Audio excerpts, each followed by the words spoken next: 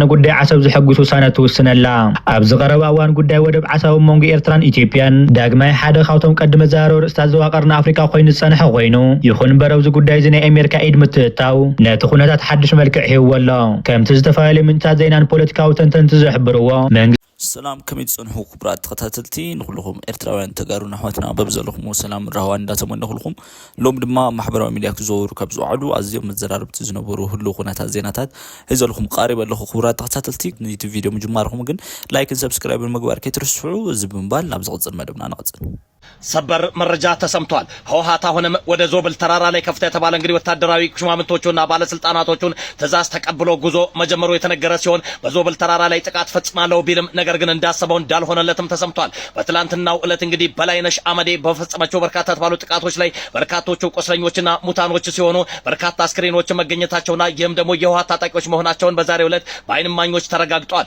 ህወሓት አሁንም በሰሜኑ የሀገራችን ክፍል የከፈተውን ጦርነት ለአንዴና ለመጨረሻ ጊዜ ተው ቢባልም ቢመከረም እምቢ ብሎ አሁንም በርካታ የትግራይ ክልል ወጣቶችን እየማገደ ይገኛል። ኤርትራና ሱዳንም በዚህ ጉዳይ ላይ ምላሻቸው እጅግ በጣም በከፍተኛ ሁኔታ ላይ ድጋፍ ለመስጠትም ሆነ ላለመስጠት ውሳኔ ላይ ባይደርሱም ነገር ግን ህወሓት የተማመነውና ከነሱ ጋር ከባድ የተባሉ የሎጂስቲክና እንዲሁም ደግሞ የጦር መሳሪያ አቅርቦትን ተማምኖ የጀመረ ከመሆኑ ጋር ተያይዞ አሁን ላይ ግን እስካሁን ምላሽ ተሰጠ ባይኖርም ኤርትራ ግን በተለይም ደግሞ በዛላምበሳና እንዲሁም ደግሞ በሌሎችም አቅጣጫዎች ላይ የተለያዩ ጦሮቿን ወደ ትግራይ ክልል ለማስገባት ውሳኔ ላይ መድረሷ ተሰምቷል። የኤርትራ መንግስት ከኢትዮጵያ መንግስት ጥብቅ የተባለ እንግዲህ የማስጠንቀቂያ መልእክቶች ሚኖረው ልክ የቲዲኤፍ አይነት ሰራዊት ሚኖረው የፋኖ አይነት ሰራዊት ሚኖረው የወላ አይነት ሚኖረው ዳዝማር ግን አብይ የሚቃወም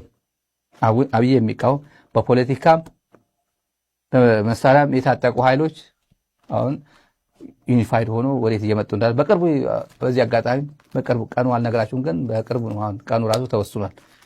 አናውንስ የሚደረግበት ቀን አናውንስ ይደረጋል። የጥምረቱ ጉዳይ አናውንስ ይደረጋል። የወቅቱ የጥምረቱ ሊቀመንበር አፋብን ነው በሮቴሽን ስለሆነ በእነሱ በቅርቡ አናውንስ ይደረጋል። ብልጽግና እንዲህ ብሎ እየጠበቀ ነው፣ በጭንቀት ነው እና በርካታ የዓለም አቀፍ ሚዲያዎች የሚዘግቡት ቀን ነው። ደግሞ ይሄ በጣም የማይረሳ ቀን ነው የሚባል በኢትዮጵያ ታሪክ የማይረሳ ዲክታተር ሆኜ እመጣለሁ ብሎ አዲስ አበባ ይቀመጣል። ዲክታተር ሆኜ ብሔር ከብሔር ጋር ያጋጨው ጄኖሳይድ እየፈጸምኩኝ ሰራዊት ተማምኜ 1,000,000% እንተማመናለን እዛ ጋር እየተንደፋደፍ ትሞታለህ እንጂ 4 ኪሎ አትመጣም ሲል ነበረ። ኢትዮጵያውያን ሲተባበሩ የተጣመረ ኃይል የተጣመረ ክንድ ምን ያህል ጉልበት ሊኖር እንደሚችል የሚያዩበት ቀን ነው፣ የሚያሳዩበት ቀን ነው። አስተማሪም ጭምር ነው። ለጉራ ለምናምን አይደለምና አስተማሪ ነው። ማንም ዲክታተር ሆኜ ኢትዮጵያን አደርጋለሁ የሚል ከአብይ አህመድ ውድቀት ተምሮ ለወደፊቱ ኢትዮጵያ የሚመጣ መሪ ከአብይ አህመድ የተማረ ነው የሚመጣ ማንም እንደማይለቅ መማሪያ ነው የሚሆነው። ይሄ መማሪያ ትምህርት ቤት ካሪክለም ጭምር አብይ አህመድ የሚባል ነበር። በፍቃድ እንካ ተብሎ ባንዲራ የተረከበ መጨረሻ ላይ እግሬ አውጪኝ ብሎ እየተከረከመ ቃሊቲ ገባ ወይም ዱባይ አቡዳቢ ሸሸ የሚባል ዜና በየካሪክለሙ ይነገራል። በየካሪክለሙ ይነገራል።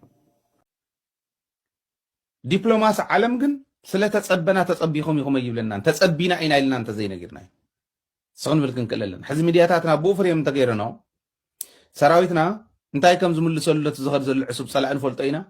ኣብ ምዕራብ ትግራይ ክቕበር ዝኸይድ ዘሎ ፀላእ እዩ ወል ንሪኦ ኣለና። ፋኖ ኣሎ ብላዕላይ ቅማንት ኣሎ፣ ሰራዊት ትግራይ ኣሎ፣ ሰራዊት ሱዳን ኣሎ፣ ሰራዊት ኤርትራ ኣሎ፣ ሰራዊት ትግራይ ኣሎ።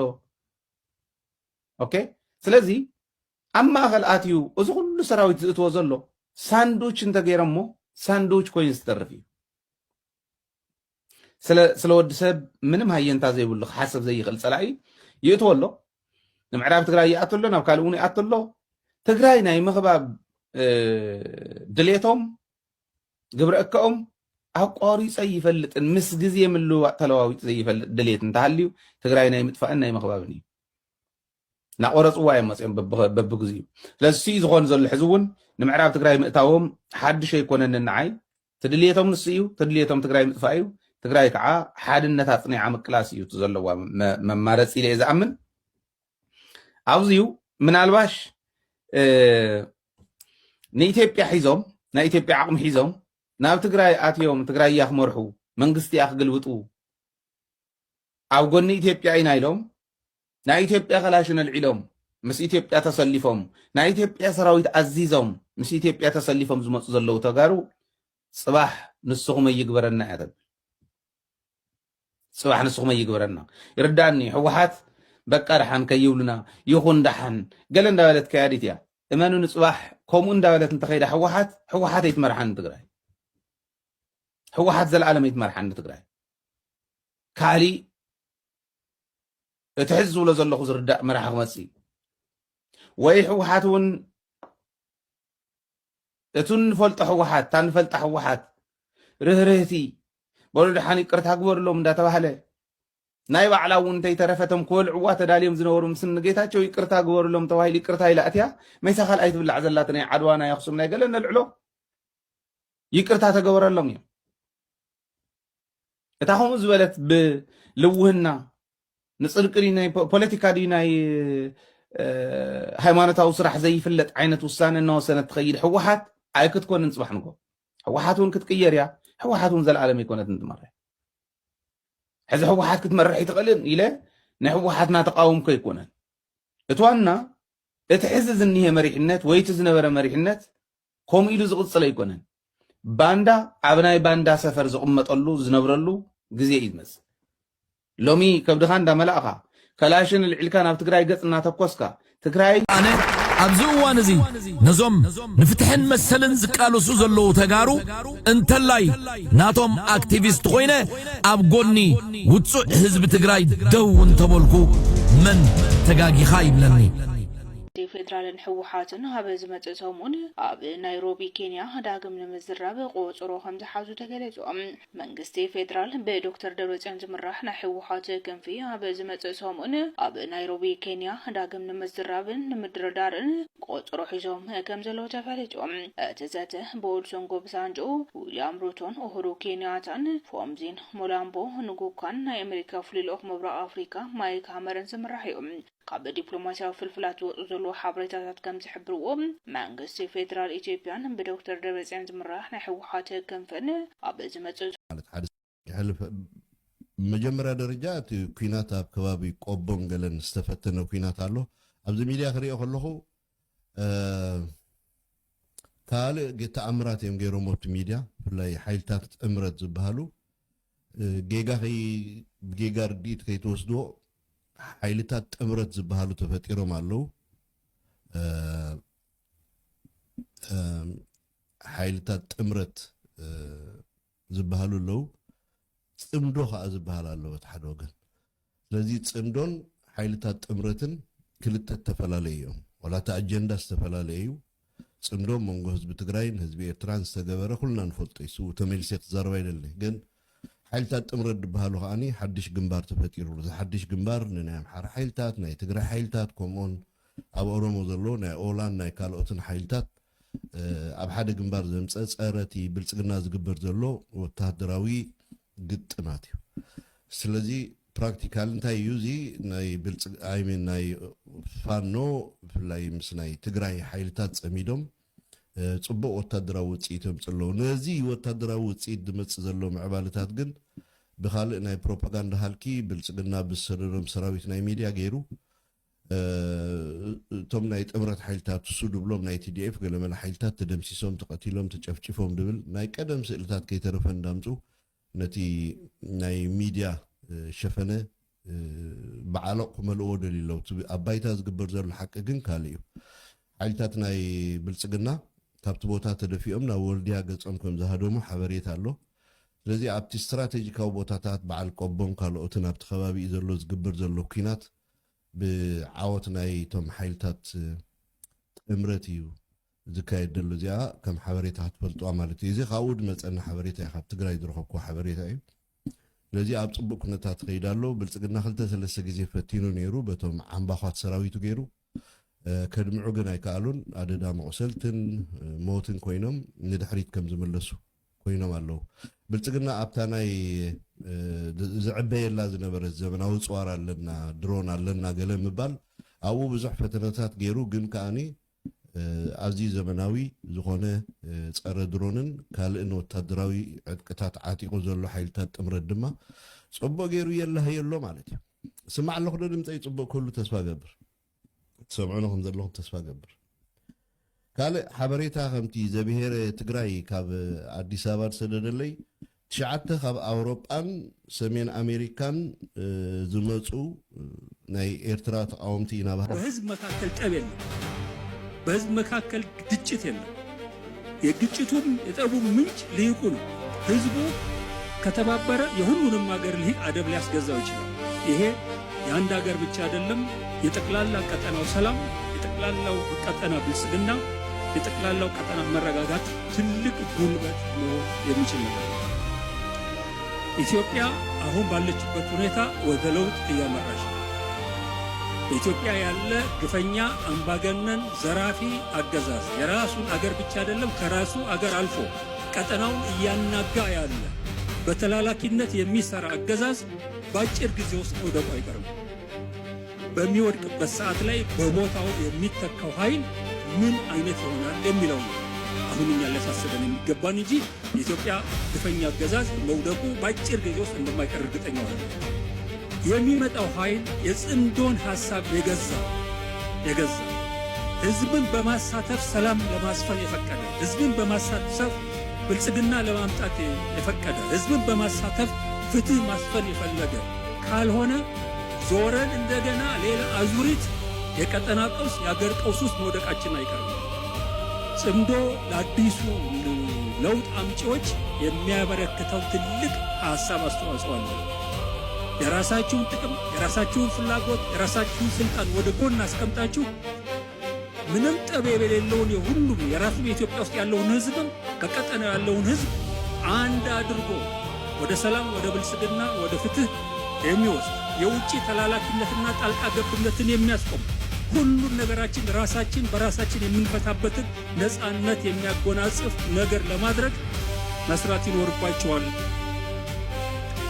ተመልካቾች አሁን ኦፒዲዮ ያለበት ሁኔታ ኦፒዲዮ ሰሞኑ ትላንት ይመስለኛል ትላንት ዲና ሙፍቲ ተዘጋጅታል። አዎ ተዘጋጅታል። አዎ ብልጽግና ያለበት ሁኔታ እሱ ነው። አዎ ብልጽግና በኢህአዴግ ጊዜ እነዚህ ሰዎች ብልጽግና ይሄ ሰው ምንም ማለት አለ በራሱ ላይ ስጡት ይተኛል፣ ስጡት ይናገራል። ምንም መጠጥ ብቻ ስጡት የሆነ ነገር አድርጎት ቅጠላ አስቀምጡት በቃ አድርግ ያልከው በግመት ያደርጋል። የተከበሩ የሚለው ማዕረግ ነበረው ፓርላማ ላይ አይደል? ከዛ ነበር ጨርሷ መሰለኝ እንደዛ ነው። አሁን የውስጥ ቲሸርት እንኳን አይቀይርም። ዲና ሙፍቲ የውስጥ ቲሸርቱ ገለጽ ሲያደርገው ያየው ሰው የኢህአዴግ መንግስታችን ምናምን ነው የሚለው ቲሸርት በየበዓል እንትን አለ አይደል የሚከፋፈል የአርሶ አደሮች ቀን፣ የአርብቶ አደሮች ቀን፣ ግንቦት 20 ምናምን የሚል ጽሁፍ እሱ ለብሶ ይሄዳል። የሆነ አንተ እንዴ ጊዜ ተቀይሮ አንተ በዘመን ብልጽግና እኮ ነው ያለው አውጣው እንጂ ምናምን ተብሎ አስተያየት የሰጠ ሰው አለ። አይ ቲንክ የሚረሳው አይደለም። ይሄ የቅርብ ጊዜ ታሪክ ነው የማወራቸው። ከየት እንዳገኘው አስቡት። 7 ዓመት 8 ዓመት የሆነው የኢህአዴግ መንግስት የድሮ እንትን ልብስ ለብሶ ይመጣል። የኢህአዴግ ሞቶ ምናምን እና ይሄ ዲና ሙፍቲም ፖለቲከኛ ነው፣ ችግር የለበትም። ዲና ኃይለ ሥላሴ የሚመለሱ ደርግ ይመለስ ጣጣው አይደለም፣ ይቀመጣል፣ ዝም ብሎ ተቀብሎ ይቀመጣል። የብልጽግና አሁን ባጫ ዋጋ አስከፈለን እያሉ ነው። በቃ የዶክተር ሚልኬሳ ፕሮግራም ተከታተሉ። ይሄን ፕሮግራም ከጨረሳችሁ ወደ ነገ ወይ ከምናምን ጊዜ ካላችሁ ባጫ ዋጋ አስከፍሎናል። ኤርትራ የማይነካካ በኤርትራ ላይ ዘመቻ እንትን እያደረገ ዋጋ አስከፍሎናል። እነ ጌታቸው ረዳ ዋጋ አስከፍሎናል። መምጣታችሁ እየመጣን ነው እያሉ ነው ይላል። አሁን ትንንሽ ኮልኮሌዎች ላይ ብልጽግና ፎከስ አደርጋል። የሀገሪቱ ጠቅላይ ሚኒስትር በቦሌም ሆነ በባሌ ቀይ ባህር መውሰዳችን አይቀርም እያለ ምን ማለት ነው? የሀገሪቱ ጠቅላይ ሚኒስትር ነው። በፓርላማ ላይ አገር አደራድሩን ካልሆነ በኃይል መጣለን 120 ሚሊዮን ነን። ዘመነ ካሴ ከህወሓት ጋር ተጣምረናል አሉ። የፈረንሳዩ ጋዜጣ የአማራ ፋኖ ብሔራዊ ንቅናቄ አፋብን መሪ ዘመነ ካሴ ከፈረንሳይኛ የዜና አውታር ጋር ሰፊ ቃለ ምልልስ ማድረጋቸው ተሰምቷል።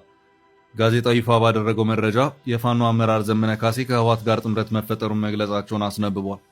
የፈረንሳይኛ ቋንቋ የዜና አውታር የሆነው ለታምፕ ጋዜጣ ይፋ ባደረገው በዚህ ዘገባ መሰረት የፋኖ ኃይሎች አመራሩ ዘመነ ካሴ ባለፉት 2 ዓመታት ተኩል ውስጥ በሸዋ፣ በወሎ፣ በጎንደር እንዲሁም በወለጋ አካባቢ የሚንቀሳቀሱትን ልዩ ልዩ የታጠቁ ቡድኖችን በአንድ ብሔራዊ ንቅናቄና በአንድ ወታደራዊ እዝ ስር ማጠቃለል መቻላቸውን ገልጸዋል።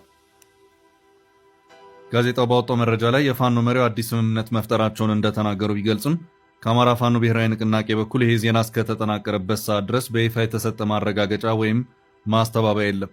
ይህ አዲስ አደረጃጀት ዋናው ዓላማውም የሀገሪቱን አንድነት መጠበቅና መበታተንን መከላከል እንዲሁም ለሁሉም እኩልነት የሰፈነባት ሀገር መመስረት እንደሆነ በጋዜጣው ላይ ተመልክቷል።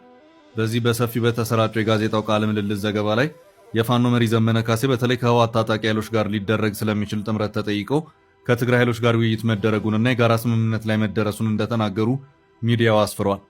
ከህወሓት በተጨማሪም ከጉሙዝ፣ ከቤርታ፣ ከሶማሌ፣ ከኦሮሞና ከሌሎችም ወገኖች ከተውጣጡ ቢያንስ 7 ከሚሆኑ ልዩ ልዩ ድርጅቶች ጋር ስልታዊ የሆኑ ውይይቶች መደረጋቸውንና ይህም በሀገሪቱ ወደፊት ዕጣ ፈንታ ላይ በጋራ ለመስራት ያለመ መሆኑን ጋዜጣው ጠቅሷል። ከዚህ ቀደም በነበረው የሰሜኑ የእርስ በርስ ጦርነት ወቅት የነበሩ ቅሬታዎች ህዝቡን ለማንቀሳቀሻነት ይውሉ እንደነበረ ያመለከተው የውጭ ጋዜጣው ዘገባ የአሁኑ ጥምረት ግን አዲስ ምዕራፍ የከፈተ መሆኑን አስረድቷል። በወታደራዊ ግንባር ስላለው የኃይል ሚዛን ጥያቄ ለፋኖ አመራሩ ማቅረቡን የጠቀሰው ጋዜጣው ዘመነ ካሴ በአሁኑ ወቅት ሰፊ የሆኑ የገጠር አካባቢዎችንና በርካታ ትናንሽ ከተሞችን በቁጥጥር ስር መዋላቸውን መናገራቸውን ለታምፕ ጋዜጣ በዘገባው አካቷል። ከዚህ ጋር ተያይዞ በልዩ ልዩ አካባቢዎች የሚሰነዘሩ የድሮን ጥቃቶች በንጹሃን ዜጎች፣ በትምህርት ቤቶችና በሃይማኖታዊ ተቋማት ላይ ጉዳት እያደረሱ መሆኑን በመግለጽ ባለፈው ወር በአንድ ገዳም ላይ የተፈጸመውን ጥቃት ለአብነት ማንሳታቸው በሚዲያው ተገልጿል። ዘመነ የውጭ ጣልቃ ገብነትን በማንሳትም የተባበሩት አረብ ኤምሬትስ ላይ ክስ ማቅረባቸውን ጋዜጣው ጠቅሷል። ይሁንና ለታምፕ ጋዜጣ ዘገባ ላይ የተጠቀሱት እነዚህ ወታደራዊ ጥምረቶችና የውጭ ጣልቃ ገብነት ክስ እንዲሁም የዘመነ ካሴ ቃለ ምልልስ እርግጠኛነት ከአፋብን ወገን ሙሉ በሙሉ ማረጋገጫ አልተሰጠም። ከበቲ አጽዋራት ካብ ኤርትራና በትግራይ ከም ዝኣተው ንፈልጥ ኢና ክብል ኣምባሳደር ኣሜሪካ ኣብ ኣዲስ ኣበባ ኤርቪን ማሲንጋ ንሕወሓት ተጠንቂቖም። ኣብ ኢትዮጵያ ናይ ኣሜሪካ ኣምባሳደር ኤርቪን ማሲንጋ ንዶክተር ደብረጽዮን ገብረሚካኤል ነቲ ኣብ ሸረና ዝተልዓለ ውግእ ዝጀመርኩምዎ ንስኻትኩም ኢኹም ብምባል ተሪር መጠንቀቕታ ኣሕሊፉሎም። ኣሜሪካ ብዝቐረበ እዋን ካብ ኤርትራ ናብ ትግራይ ታንክታትን መዳፍዕን ከበድቲ ኣጽዋራትን ከም ዝኣተው ብዕቱኡ እናተኸታተለት ምዃና ኣምባሳደር ማሲንጋ ገሊፆም። ዶክተር ደብረጽዮን ትግራይ እናተወቕዐት ኣሜሪካ ስለምንታይ ሱቕ ትብል ብምባል ዝሓተትዎ እቲ ኣምባሳደር ዲፕሎማሲ ዝገደፍኩምዎ ህላውና ኣብ ልዕሊ መቃብር ብልጽግና እዩ ብምባል ወጥሪ ዝፈጠርኩም ንስኹም ኢኹም ብምባል ምላሽ ይህብሎም። ዩኤምዲ ሚድያ ንናይ ውሽጢ ፍልፍላቱ ከም ዝጸብጸቦም ፕሬዚዳንት ሕወሓት ዶክተር ደብረጽዮን ገብረሚካኤል ኣብ ኢትዮጵያ ናይ ኣሜሪካ ኣምባሳደር ኤርቪን ማሲንጋ ኣብ ዝቐረበ እዋን ብስልኪ ተራኺቦም እዘተ ኣካይዶም ኣለዉ። ዶክተር ደብረጽዮን ገብረሚካኤል ዝሓለፈ ሰሉስ ኣብ ዝተኻየደ ናይ ሕወሓት ፖሊሲ ቢሮ ኣኺባ ኣብ ዘቕረቦ ሪፖርት ኣብ ከባቢ ሸረሪና ግጭት ካብ ዝተለዓለ ጀሚሩ ዋሽንግተን ስለምንታይ ስቕታ መሪፃ ብምባል ንኣምባሳደር ኤርቪን ማሲንጋ ብስልኪ ሕቶ ከም ዘቕረበሉ ገሊፆም። ኣምባሳደር ኤርቪን ማሲንጋ ንሕቶ ዶክተር ደብረጽዮን ኣብ ዝሃቦ ምላሽ ነቲ ኣብቲ ከባቢ ዝተፈጥረ ወጥርን ምብስባስን ግጭት ተሓታቲ ባዕሉ ናይ ሕወሓት ኣመራርሓ ምዃኑ መላኺቱ እዮም። ብፍላይ ድማ ኣብ ዝቐረበ እዋን ኣብ ዝተፈላለዩ ከተማታት ትግራይ ዝተኻየዱ ህዝባዊ ኣኼባታት ናይ ዲፕሎማስያዊ ጻዕርታት ኣካይዳ ብምልዓል ተሪር ነቐፌታ ሰንዚሮም ኣለዉ። እቲ መጥቃዕቲ ባዕልኹም ኢኹም ጀሚርኩምዎ ህላውና ኣብ ልዕሊ መቃብርና ብልጽግና ብምባል ወጥሪ ዝፈጠርኩም ንስኹም ኢኹም ዲፕሎማሲ ዝጠሓስኩም ዘዳኸምኩሞ ድማ ንስኻትኩም ኢኹም ብምባል ምላሽ ይብሎም። እዚ ናይ ኣምባሳደር ምላሽ ዝመጸም ኣብ ዝቐረበ እዋን ብወገን ላዕለዎት ኣመራርሓታት ሕወሓት ዶክተር ደብረጽዮን ገብረሚካኤልን ዋና ጸሓፊት ሕወሓት ፍልተወርቂ ገብረ ዝጋቤርን ኣብ ዝተመርሐ ህዝባዊ መድረኽ ኣብ ልዕሊ ስርዓት ብልጽግና ቀዳማይ ሚኒስትር ኣብይ ኣሕመድ ምቕባር ዝብል ተሪር ናይ ፖለቲካ ቃላት ድሕሪ ምጥቃሞም እዮም። ብኻልእ ወገን ካብ ናይ ኣሜሪካ ኤምባሲ ዝተረኸቡ ሓበሬታ እዚ ናይ ስልኪ ዘተ መካዱ ዝተረጋገፀ እንትኸውን ኣምባሳደር ኤርቪን ማሲንጋ ንዶክተር ደብረጽዮን ኣብ ዝተናገረሉ እዋን ፍሉይ ወታደራዊ ሓበሬታ ኣካፊሎም እዮም። ብመሰረት እቲ ናይ ኤምባሲ ፍልፍል ኣምባሳደር ንዶክተር ደብረጽዮን ኣብ ዝሃብዎ መጠንቀቕታ ታንክታትን መድፋዓትን ከበድቲ ኣጽዋራትን ኣብ ዝቐረበ እዋን ካብ ኤርትራ ናብ ትግራይ ከም ዝኣተው ኣሜሪካ ብዝግባእ ትፈልጥ እያ ብምባል እቲ እናገፍሐ ዝኸይድ ዘሎ ወታደራዊ ምንቅስቓስ ኣሜሪካ ብጥንቃቐ እናተኸታተለቶ ምዃና ኣፍሊጡ ኣሎ።